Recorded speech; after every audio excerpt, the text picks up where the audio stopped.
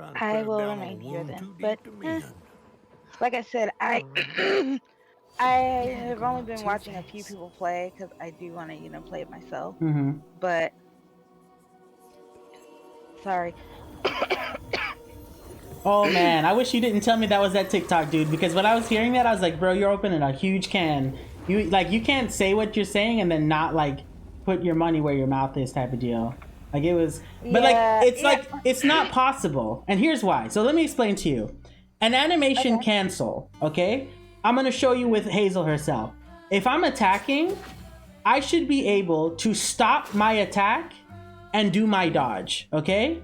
Where she can do that is incredibly limited.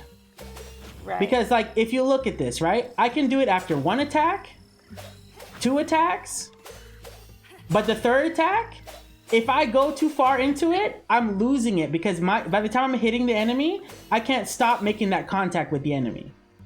Additionally, if I go through the entire combo and I end here, the amount of time I have to dodge is non-existent because she has to finish doing the whole action before I can dodge. And what happens is when you fight an enemy and you cannot stop your animation midway, the enemy and your attack still have to trigger. So when you're thinking, oh, I see an attack that I can physically react to in my brain, I can't make Hazel get out of the way. So I'm getting hit for free. The damage, even though I can see it, there's limited tools for me to mitigate. On top of that, combination strings, all your special abilities are tied to a cooldown that is very long. Now, that to me is a bad decision. For an action game, if you're gonna set cooldowns should be on your bigger, stronger things, not your like crowd control and like basic actions. So if I'm running around and an enemy is in front of me and I say I want to freeze this enemy, understand that I can only freeze that enemy. So when there's 6 other enemies around me, I have that enemy frozen for like 3-4 seconds and everybody else is whooping my ass.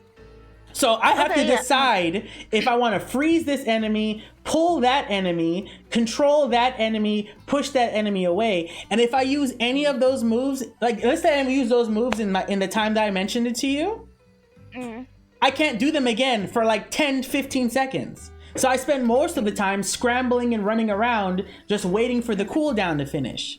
So I can't string things together in a way that works to manage the space. It's not fucking possible to do in this game. Yeah, okay. It makes sense to me now. Right. So it's not about getting up close to personal because there are other action games that have solved this problem. And the best way to do it is, for example, this move that she does when she charges up, I would give that a cooldown. But I would also, increase the amount of damage it does so that it's worth the risk for that reward. It takes a long time to build up, it does a lot of damage, and I can't just use it whenever. But my freeze action, what I would do is instead of making it cool down for 10 fucking years, I would give it a longer cooldown depending on use. So initially, your first interaction with that action, I would say you use it and you have like a 2-second or 1-second cooldown, right? When you evolve it, you get 2 more charges. So now I can freeze this enemy and freeze this enemy, and then now I have to wait double the time for those things to come back. And then I get the next upgrade is another charge. So now I can do it 3 times, or I can choose to hit multiple enemies at one time. And then for the tree, let's say I wanted to split Hazel and build my own version of Hazel. There's one option that says, I can't freeze more than one enemy, but I can lengthen the amount of time they're frozen for. Or I can freeze more enemies with a quicker cooldown. So now they won't stay frozen for long, but I can quickly freeze them. Another thing, she has the ability to possess an enemy, right? When you possess an enemy, if you hit them enough times the possessed one, your possessed soul comes out of that enemy. What would make sense for that is that if you choose to possess an enemy and you attack it, your possession bar should drop. So as you attack an enemy that's possessed, your ability to repossess them goes away. So that means you now, because you're hurting essentially your ally. So if you're choosing to hit your ally, you are reducing them so that they can't quickly come out and possess the next thing. what I would allow for that to do, and so I can micromanage is if I'm possessing an enemy, right? I can allow it to quickly jump out of that one and possess another one if I need it. Because now it's like I possess this big enemy, he's doing attacks, but he's only attacking the closest thing to him. He's not attacking the things that are possessing my space right now. So quickly hop out of that soul, jump into this one, I can freeze this one, pull this one to me, and when they're all grouped together, I can push them all one time. But because I can't do things like that, the combat goes down to mash, mash, mash, mash, mash. I freeze, I run around, mash, mash, mash, mash. I push you. And one thing I noticed about Hazel, they're made a point to show that Hazel is not a combatant. And they've shown it in the animations. If you do it, she looks very like uncontrolled of herself. She even stumbles over herself in some of her attacks. Like she's on the back, she's stepping with the wrong foot some places. She's got her weight shifted all weird. And like, these are not criticisms. I like that because she's never punched and fought demons in a day in her life. So she's doing her best, which is great. That's great. Yeah, narratively it makes sense. Yeah, but the problem is she's not experiencing any growth up to this point. So at least by this point, there should be a level of proficiency that she's developing. So I can say, okay, great. Now that she's gotten past the stumbling parts, now she handles it a little bit better. Because look at the skill tree. I'm almost done with it, and this is chapter 6, and there's nothing in this skill tree that is significantly saying like, oh wow. So like for example, right? Weave. This is my freeze. The second area of that, it doesn't extend the freezing time. It just extends how much damage I get, and I can heal a little bit. Okay, great. But what is fucking 3 seconds of that for? The next one with push, right? Inflicts, you can strand push just before an enemy attacks, right? And that does a little bit more damage. But like, you're going to tell me that when my back is turned, I'm going to be able to do that? Oh, additionally, here's another thing. Your abilities affect all 17 enemies that I've encountered right now differently. And if you're targeting the wrong one, you sacrifice your ability. So for example, if a nest shows up, with a nest, you can uniquely grab one of the bugs from the nest and throw it back at the nest. Imagine you didn't want to grab the fucking bug and an enemy to your left, you've now grabbed the bug and you can't grab the thing that you needed to. Now, when you fight the haints that look like little octopuses that shoot projectiles at you, one that locks onto you that you have to count and time to dodge, and the other one that homes onto you, that moves slowly, you have an option to use your push to send that projectile back. Guess what fucking happens if your projectile doesn't hit that? If you don't get the push on that, you don't get to send it back and it hits you. And then now you don't have push. So if 3 of them are all doing it at one time, you sacrifice your ability to send it back because you accidentally pushed the wrong thing. So it's like, come on, guys, like, like. Yeah. Okay. Yeah. No, I can see that a bit better because, like I said, like a lot of people are just saying, oh, the combat's boring and repetitive, and that's all they say. They don't explain like why it's wonky. Well, I should just record what I just said and put it out there so people can understand, because like that is my problem with it. And it's not a bad combat system. It's just like the thing about it is when you scale up difficulty, right? This is my gospel when it comes to difficult games, all right? Your scaling of the difficulty should not come with the detriment to your player and how the core mechanics work. For example, Crash Bandicoot. Imagine Crash Bandicoot had a difficulty slider for like levels and enemies and everything, right? So let me explain how that would look, okay? Crash Bandicoot, if I jump on an enemy, it kills them, right? That is a rule. That is a rule. If when I increase the difficulty, if me jumping on an enemy doesn't kill them, you fucked up the core mechanic of the game. The way I would scale difficulty is that maybe the enemy is a little bit faster. Maybe it has a shield on its body. Maybe the part that you jump on it to end it is a little harder to get to. But the hard and fast rule is if you jump on it, it dies. If that's broken, you've screwed up your difficulty and you've artificially made it hard. You don't do that. This game is built from the ground with the combat in my mind the last thing. Like it's the furthest from what they wanted it to be, because you can skip it.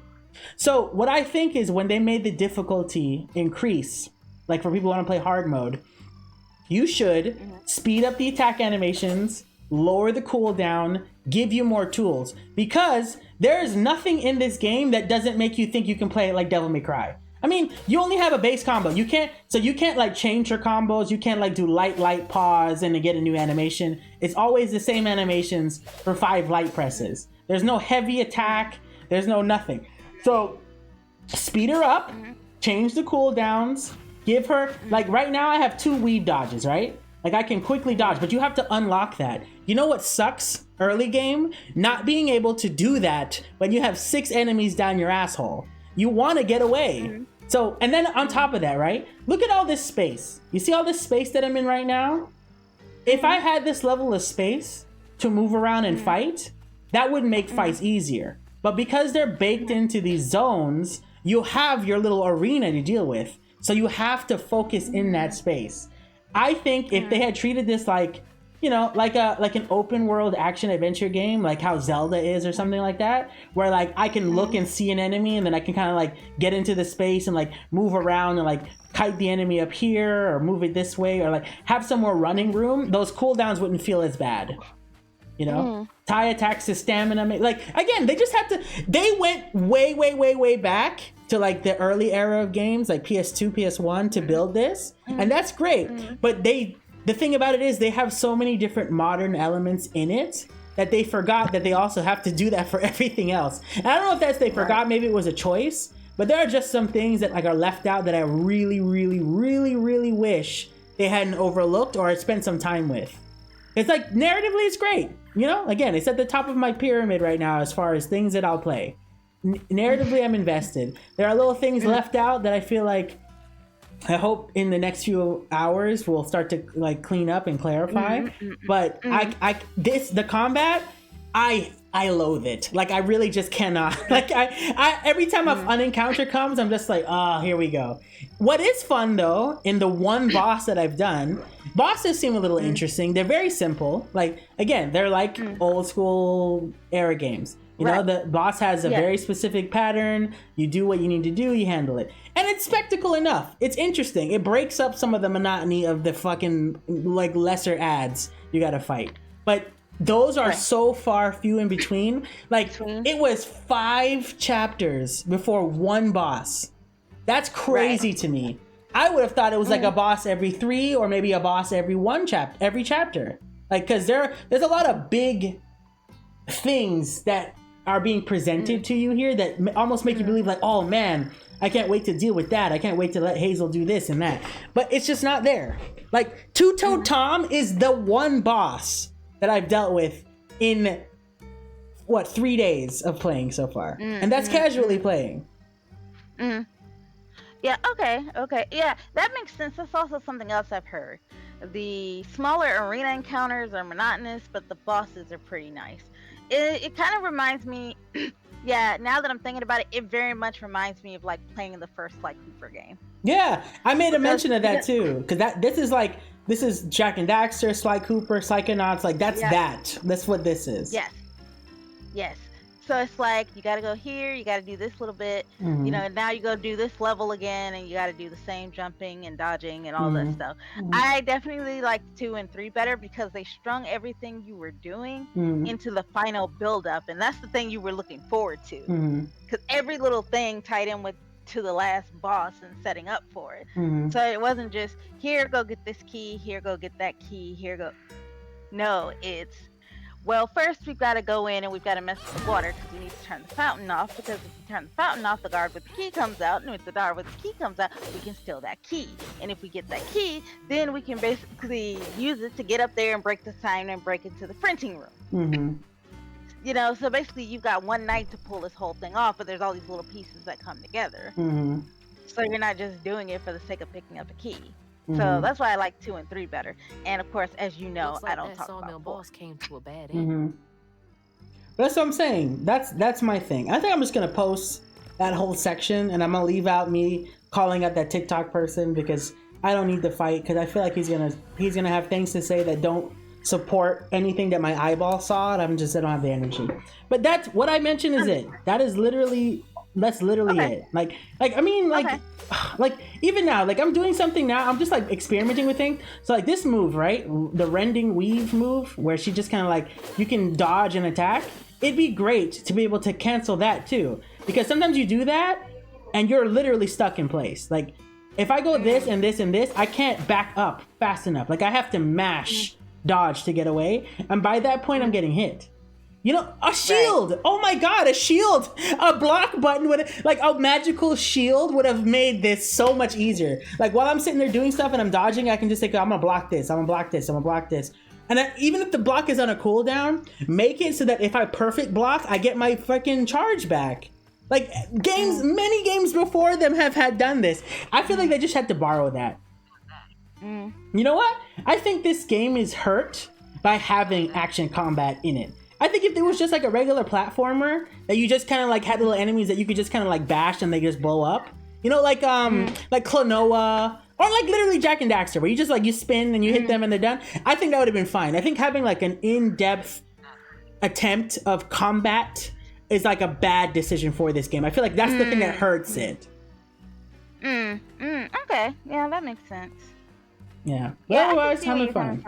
Otherwise having fun. It's just I don't like the fighting. And that's, you know, I was expecting when I saw it in the trailer, I was like, oh shit, it might have a little baby's first combat system in there, and I immediately, that's exactly what it is. Like if you're new to those kind of stuff and you want to get your feet wet with it, for sure. But like if you're coming out of like God of War, Devil May Cry, you're fucking playing like Rise of the Ronin, you know, Ghost of Tsushima, all of that. This is not it. Like it's not there. Yeah. Okay. Yeah, I can get that.